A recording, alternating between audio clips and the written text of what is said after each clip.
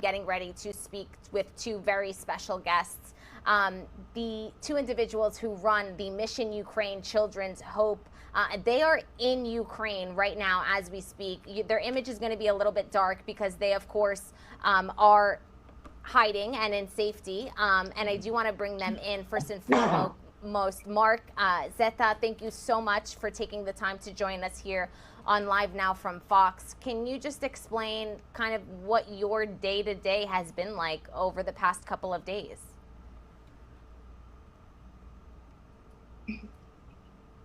We are unable to hear you.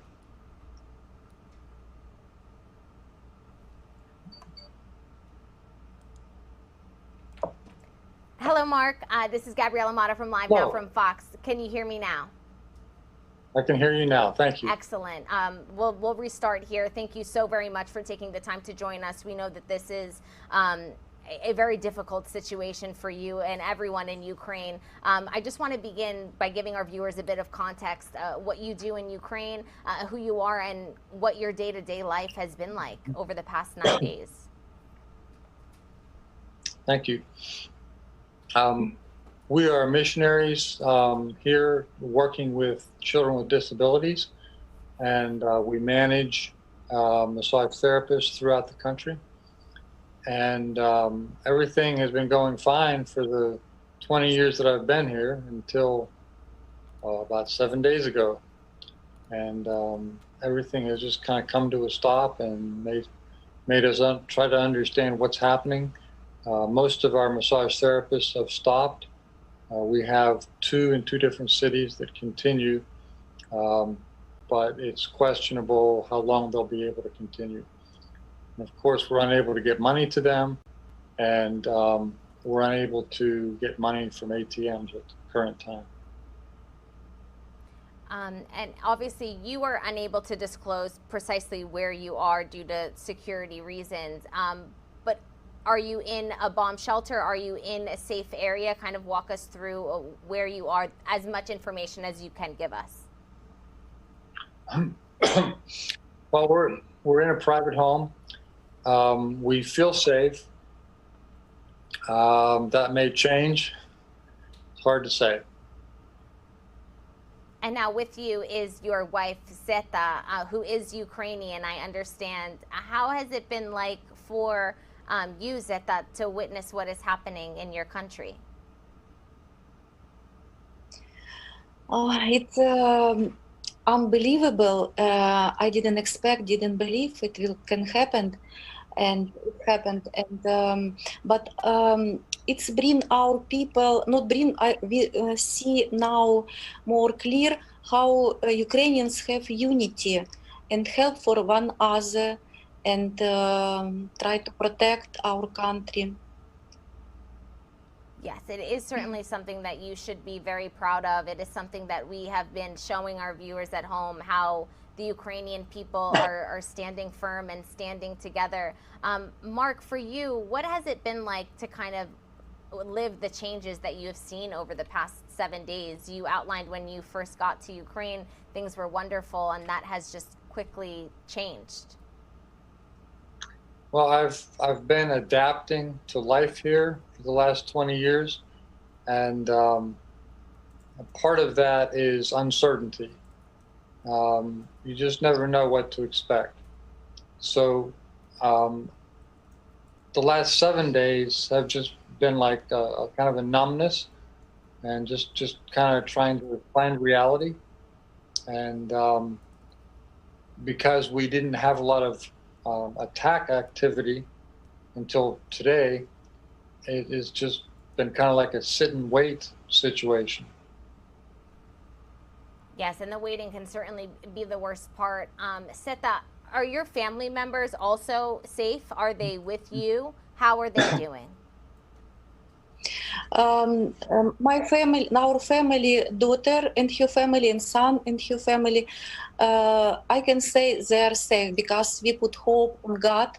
Our son, he protect our city, he in military, and daughter and her family, 3 children, they stay at home, and she she's hairdresser. She she cut hair for soldiers. Soldiers. Yes, and our daughter and granddaughter, daughter-in-law and granddaughter, they stay underground with her friends. And now, Sveta, your family and you and your husband, Mark, you guys have decided to stay. Why didn't you flee to safety? Why didn't we leave? We even didn't think about it. Mark, he had several calls and letters from embassy, and he said, I have my wife here, my children and grandchildren, and I won't stay with them because we didn't want to leave them here alone. And it's like example, no, we stay with family, we love them. Staying behind because of your family. Yeah, it's a beautiful sentiment. You spoke about your son who is in the military. Are you speaking with him? Is he okay? I cannot speak with him. We chat through Viber, text, not every day because sometimes he has no time to chat. But we chat, and he is doing okay. Thank you. That is great to hear, and we will continue to keep you and your family in our thoughts. Mark, you kind of touched on it, and I just think our viewers need to know and would like to know, but mostly need to know what life is like in Ukraine right now. You spoke about the fact that you can't get to an ATM to take out money. Where you are, is there a supply shortage? Is there food shortages? Because we are hearing this as we enter week 2 of this situation. Well, Sveta can answer you about the food shortage better. We were both in the city yesterday, and she was in the city this morning. As far as the ATMs, they are set to allow very small amounts of money to be distributed or withdrawn.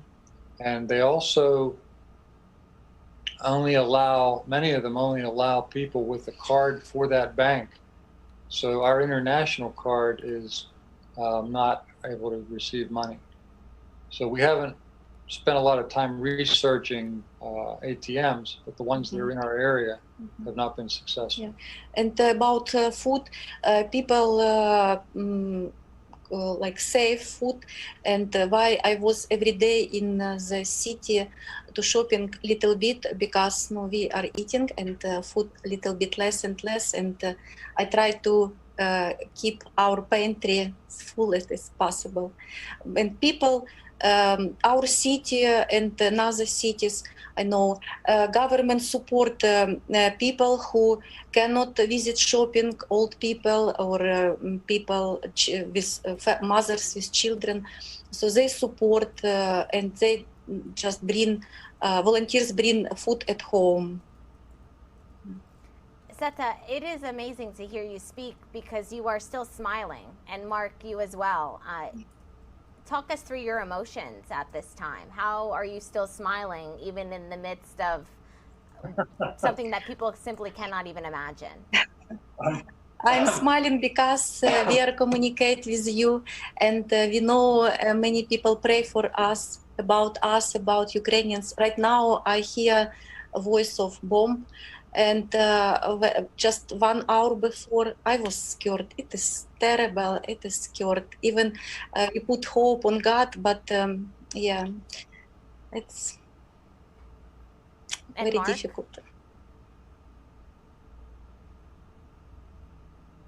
Mark, your thoughts during this time, and how you also are smiling. Okay.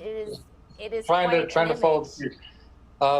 When I first came to Ukraine, it was very difficult, which actually was what led me into the massage program. But it's been my sense of humor that has kept me smiling. And the reason that I came, well, it was a spiritual calling.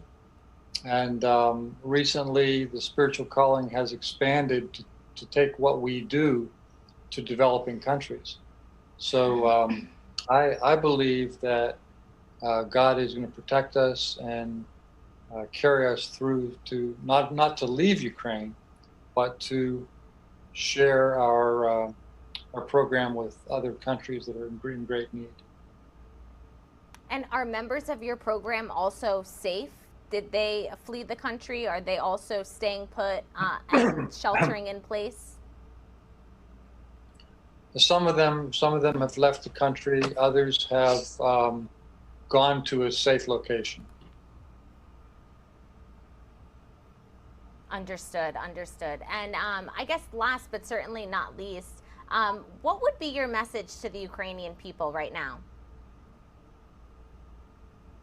Believe in God, believe in your president, and win the war. And Sveta, from you? I also can say only believe on God and put hope on Him, and He will provide, because only He is great and He is good, and He know and He prepare good good life for us. We believe it in, and I wish every Ukrainians now open his or her heart for God. Well, Mark and Sveta, thank you so much for taking the time to speak with us. We will keep you both in our thoughts, and we wish you health and safety in the coming days. And we hope to speak again very soon. It was a pleasure. Thank you for the opportunity. You. The pleasure really was mine.